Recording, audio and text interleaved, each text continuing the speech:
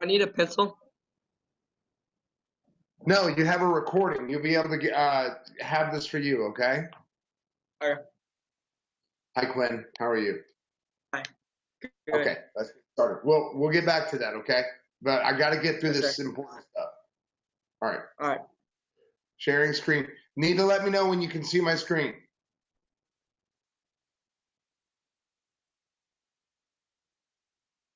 All right, I can see it now. Jeez. Finally. It took forever. That does not bode well. All right, my friend. Here we go. Can you see my screen right now? Yes, sir. What's up there? There's videos of me, and then Well, other people fill. okay. All right. So you can see everything. All right. Here we go. We're gonna watch this all the way through first. Here we go. And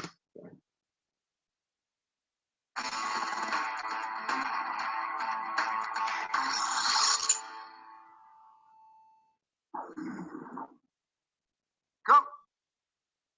whoa, Go. whoa, good looking. Go. Go. So tuck the tail, right, at full speed?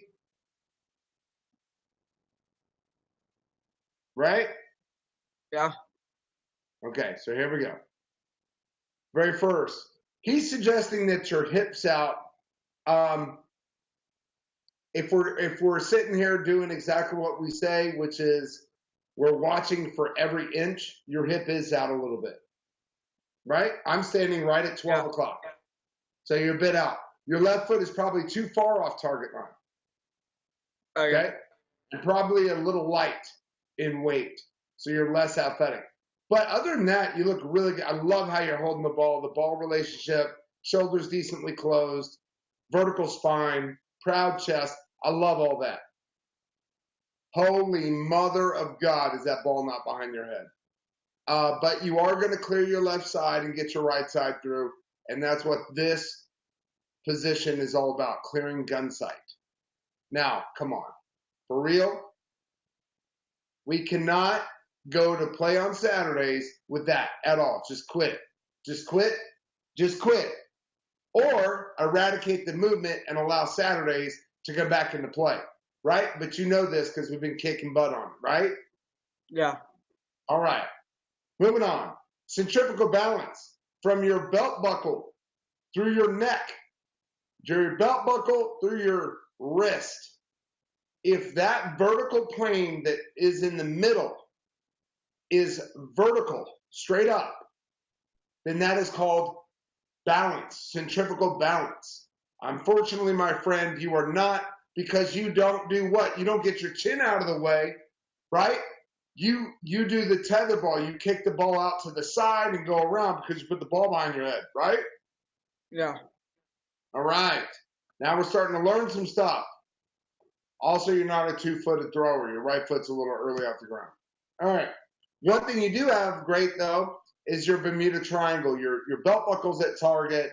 Your chest is slowed at target, waiting for the arm and release. So those two pieces are at target at release. Pretty damn good job. All right. We do not pronate well with our hand. The pointed finger has to come down. It has to flip over. We need to do that much better. You see and look at your hand on this clip. See your hand? We know you did not pronate. And guess what? When you don't pronate, it means some other things are back there too. Like, for instance, putting the ball behind your head and then not pronating really is going to bend your elbow at the end of release. And especially when you don't finish shoulder to shoulder, right? How you don't finish here. You Medusa. You see Medusa and you turn to cement. Please, my friend, please finish. Don't put the ball behind your head. Get over the top. Snap at target. Finish your shoulders and pronate your hand and elbow straight at completion. Please? Yes, sir. Okay. Yes, sir. Moving on. Here we go, my friend. Moving on. We got, again, we're going to what's called locked and loaded. Your feet, good base, good size base, 2/3 tank. That's exactly what we want. Shoulders really level. Ball at a good relationship, ready for throw. Next, we look at a step and replace. Your step is a bit late. Technically, your step should be first. And when I say first, I'm talking a hair first. A lot of people can't even notice. But this is a bit late, as your pushback and levelness to your pushback is very nice. All right, your elbow split is okay here. Very level, very level. Your right shoulder your right elbow might be a bit high for this, but overall pretty dang level. I like it, and it'll give you good balance through your throw. Now, here's where all heck breaks loose. Now, you do want to drive your hip with all that hip toss against the wall on both sides. You're really starting to get great leverage with it. So you do have a powered driven leg with a leveraged hip. I love that.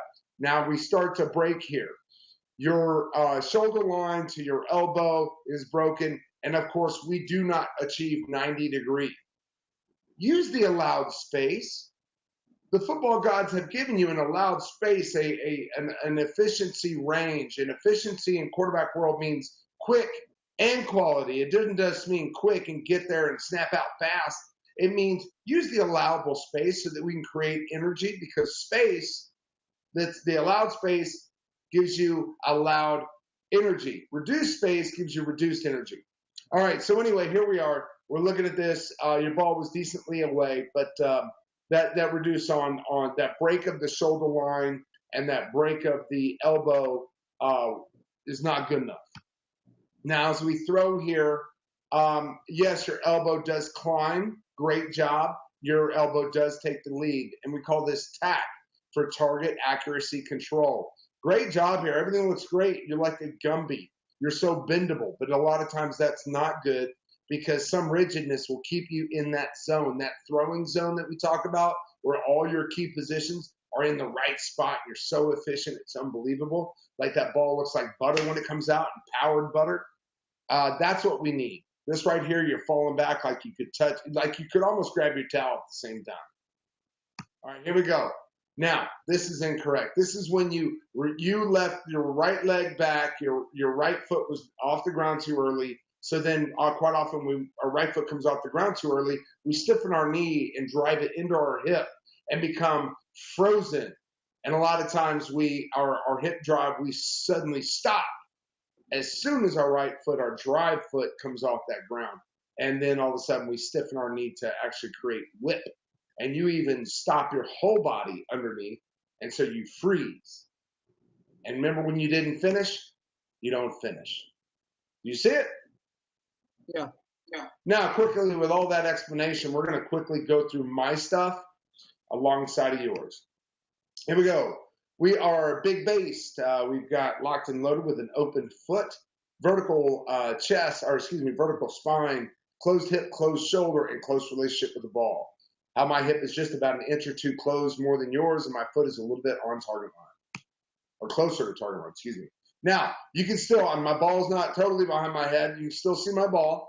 I do clear left side, and for my right side to drive through. Now, elbow's going to rise. Elbow's going, and ball's got to be visual at this point, and your ball is a head scratcher. Can you see it? Yeah. Hey, do you remember that side view about how far back your elbow was? That's key information. All right, and this is what it's supposed to look like. So when you're clearing gun sight, to get to this point, you move your head over a little bit and give respect to the throwing alley with your centrifugal balance. That belt buckle has to be from there through your neck, the bottom of your neck, and through your wrist. That has to be basically level in between, straight up. And that is going to give you, ultimately, your most accurate throw. Otherwise, you're kind of like tetherball. You're working out the side like you are. Okay? Now, again, this is the Bermuda Triangle, where your belt buckle rotates to throw, your chest slows at throw, and then your release happens right at that time, and you can throw super accurate at that point. Can you imagine looking like a baseball pitcher with your chest way past target and stretching at the target? that would be insane. Of course, our targets are not stationary. There's no DB trying to collapse on it. They throw the stationary downhill target over and over and over. It's too easy. So they can manipulate and get crazy. We have to throw with accuracy. All right, so we're moving on. Now, the pronation. Remember how you finish with that. It's easier to have a straight elbow at finish if you would snap your fingers down and come all the way through. Boom, like that. Okay? Yes, Next side. We are going from the side. Now, big base, 2/3 tank, locked and loaded with your football at the ready and shoulders level. Great job here. Now, step and replace. Now, my step, you can see how your knee is getting up past. My step, because it's big base and I'm not stepping too far, I'm just stepping and replacing, which is ultimately what you want. You want no more than a 6-inch step on any throw, no throw. You want to be ready to throw. Do you understand me? Yes, sir. You want to be ready to throw. Why take an overstride? You're not a pitcher. There ain't nobody collapsing on that ball. You're not throwing on time. You're on your time as a pitcher. We don't have that luxury. We have to be able to pick up a hip or pick up a foot, put it down, drive a hip, and deliver a ball super accurately. So when we look at this, ball's got to stay down. Your foot can't be behind your knee, which yours is. All right, here we go. Now, next. By the way, I'm throwing a 2-ball here. I'm throwing about a 25-yard pass when you're throwing about a 10. You'll see my shoulders level or a bit upright because I'm throwing a higher ball. Now, and you can even see my spine going back and my hip slide is a little bit out. So it looks like I'm slingshotting, which I'm not. The ball actually takes about a 1.5 to 2-ball level. All right, so here we go. Now, shoulder line.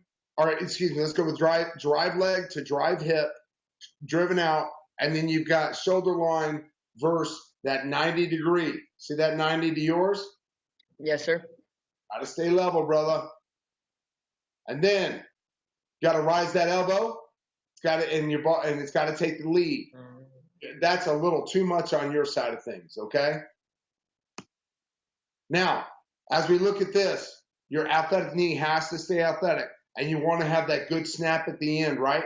Remember, elbow snaps, then wrist snaps, right? Does that make sense? You're kind of way out in front, so that's close, okay? But that's what it's supposed to look like there. All right, and then we have to finish, right? Shoulder through. Comprende? Comprende. Awesome. All right, and did we ever see your score? I think it was a 67%. Let's see. Oh, 67. Holy mackerel. And the fix is the next step. And obviously, here with the Passing Academy and with Chris Hickson football, you get your fix already. So we got to work harder, my friend. We got to, and which, you've gotten better already, right? I mean, a lot of this has already taken place. Wouldn't you agree? Yeah, especially the snap. Yeah, absolutely. And we got to just eradicate that movement behind your head. That's so inefficient. I mean, I can't tell you how much it hurts. We've got to get that better, and I know you are.